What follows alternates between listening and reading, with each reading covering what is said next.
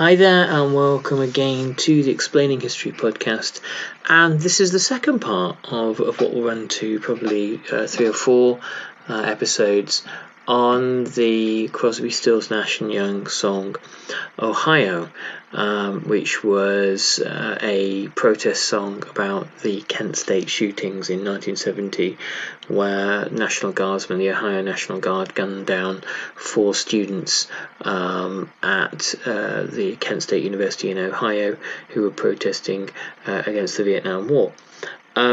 And this part of the narrative, and this is drawn from Dorian Lynskey's 33 Revolutions per Minute, which is a history of protest music.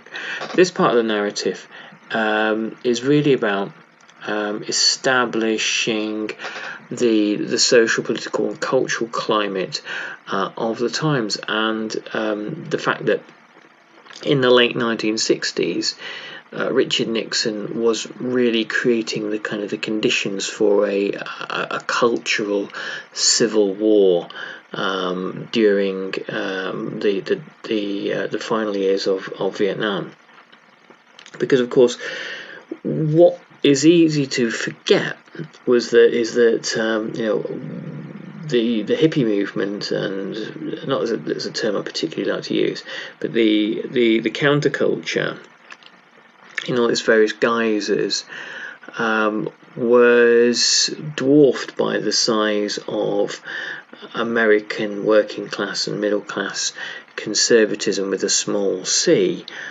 people who lived fairly conventional lifestyles, believed in the authority of the government, believed in the system, the capitalist system under which they lived, and were fairly or quite religious.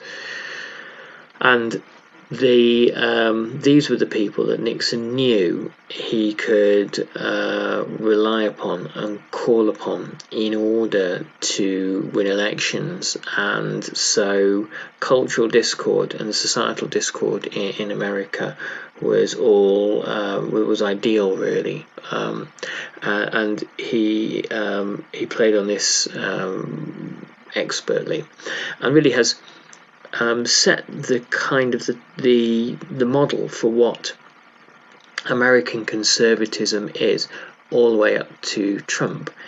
In every Republican president that followed since, which would be Reagan, the 2 Bushes, and Trump, there has been some sort of cultural war. And when the Democrats are in power, take for example Clinton and most recently Obama, the weaponization of the language of culture has been a huge, it's been the principal weapon that the right has used in order to destabilize Democrat administrations.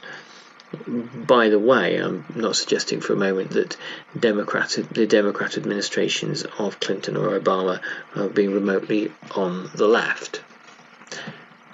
So in the administration, there was a policy called positive polarization, of actively trying to create polarization, and the key event in 1969 was the trial of the Chicago 7, the Chicago 8 as it began with, but later the dismissal of Bobby Seale as one of the defendants led for them to be reduced to 7. Okay, so the trial of the Chicago 7, of David Dellinger, Tom Hayden, Abby Hoffman, Jerry Rubin, Randy Davis, Lee Weiner, John Froines, and of course Bobby Seale, but he was absented in the end, began on the 24th of September, and the charge was conspiracy to riot.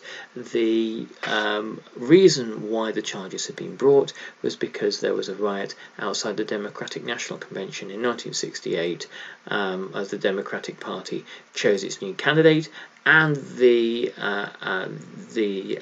anti-war activists of the SDS, the Students for a Democratic Society, and the Youth International Party, the Yippies, which was led by Hoffman and Rubin.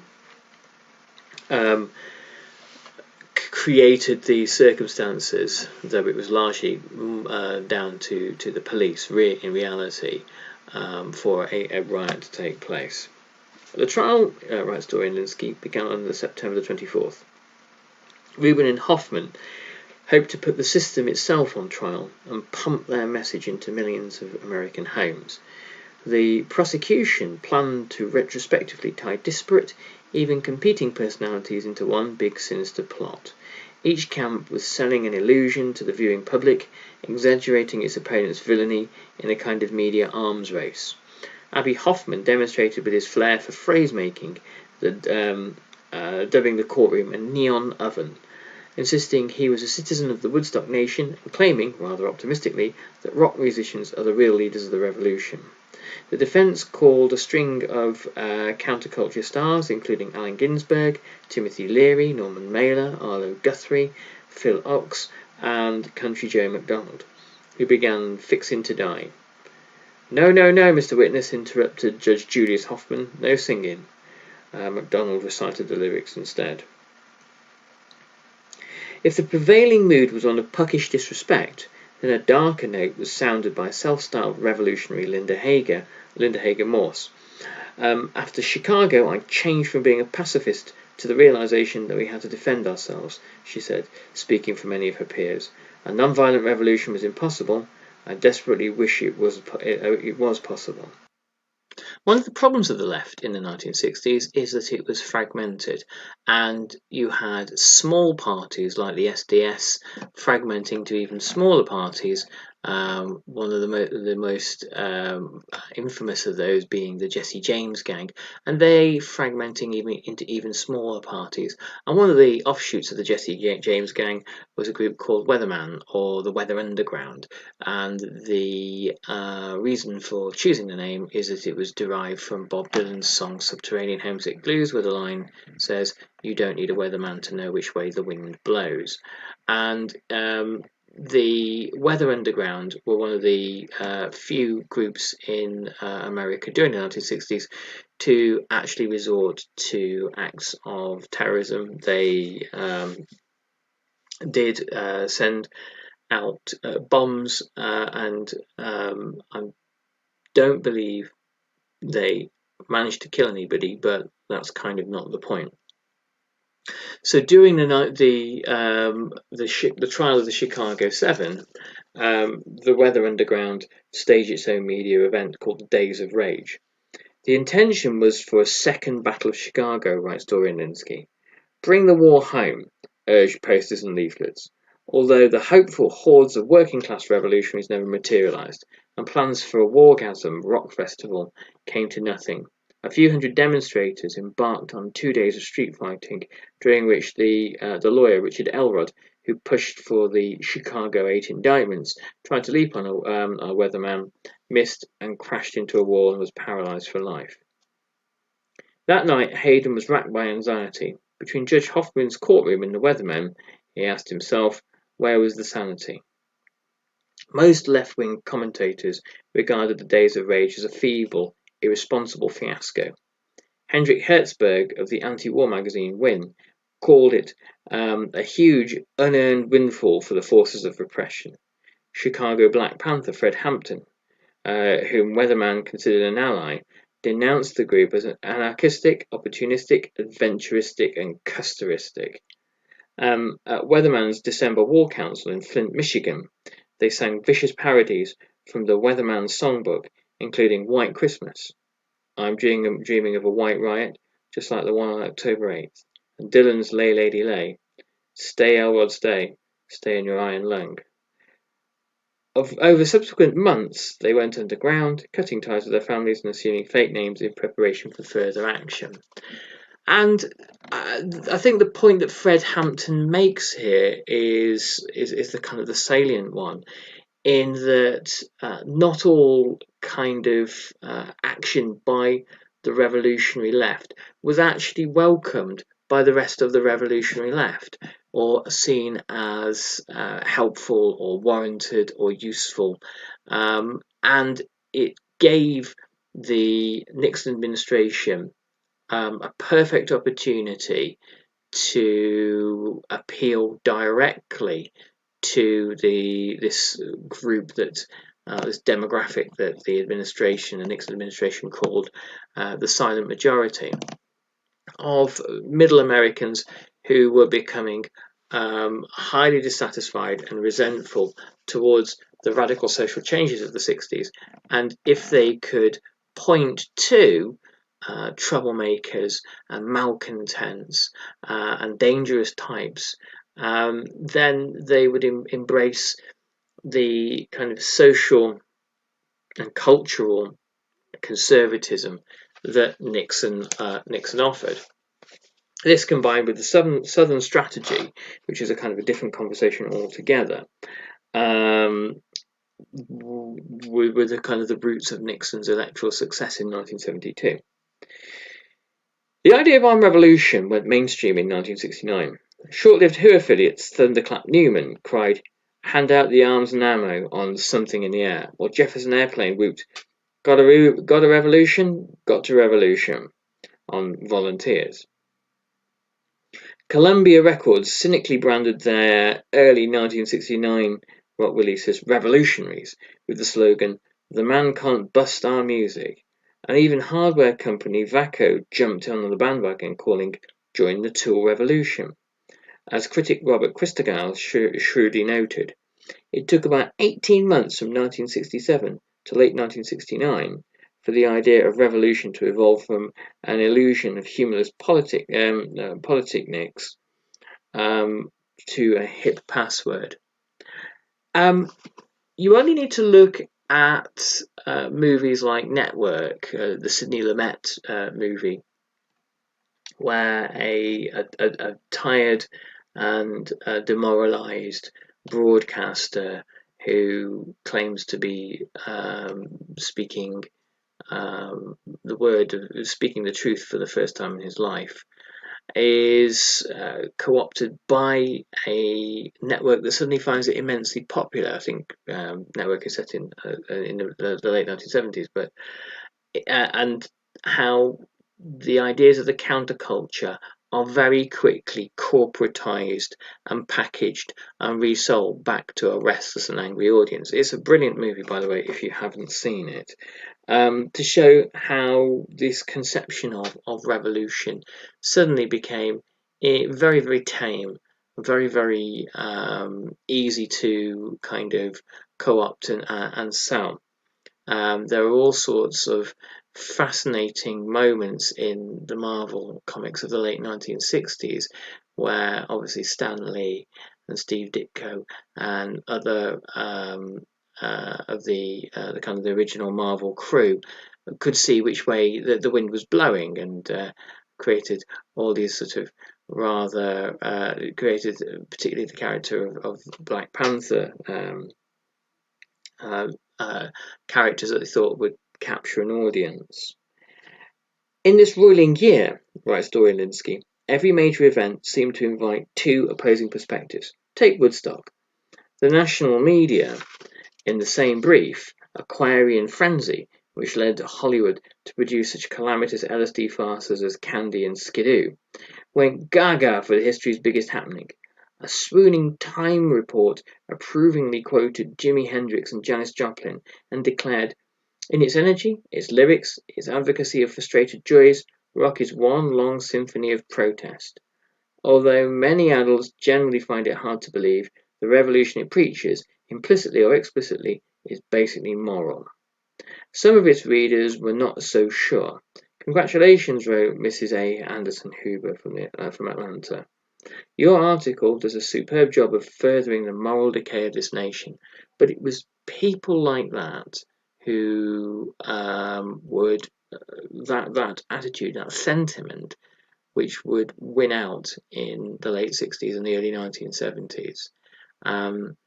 By the mid-1970s, with the end of the Vietnam War, the student protest movement really begins to kind of crumble, and particularly with the end of the draft, it goes into steep decline, and the sense of fighting to reclaim the nation from moral turpitude, and was a huge kind of consolidating and motivating factor on the political right that managed to help guide counter revolutionary or anti-progressive movements from the mid 1960s onwards.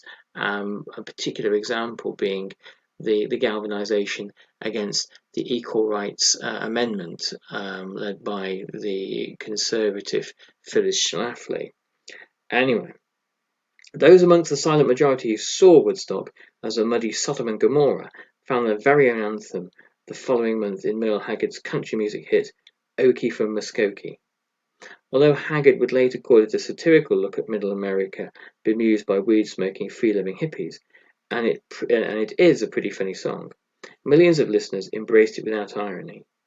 The Okie, once celebrated by Woody Guthrie as a proletarian hero for the left, was now a resentful patriot who waved Old Glory and believed in living in right and being free. A subsequent live version was punctuated by an entirely unsatirical cry of "Tell it like it is" from a crowd member, and the follow-up single left no room for humour. In "The Fight Inside of Me", Haggard delivered a surly warning to squirrely, griping peaceniks who are running down my country. Like Okie from Muskogee, it topped the country singles chart for weeks.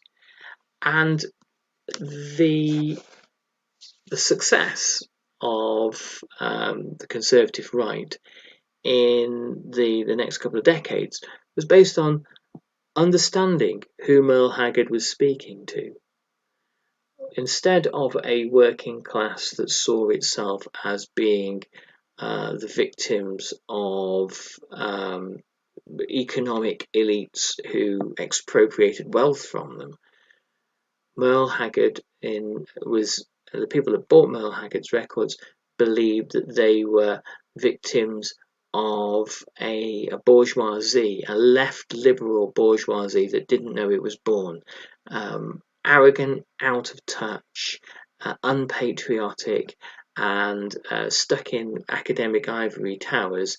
They were content to run down the country and tell other Americans that America was bad and racist and imperialist and all these other isms, and to undermine the efforts of America's fighting men abroad, combined with an aesthetic, a physical look of men with long hair and beads and things like that, who were smoking cannabis and taking drugs and listening to Jimi Hendrix, and advocating lifestyles which were fairly alien to lots of middle America.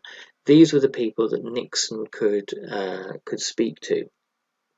And again, the relationship between the elite political class and the American working and middle class has really been expertly captured by the political right.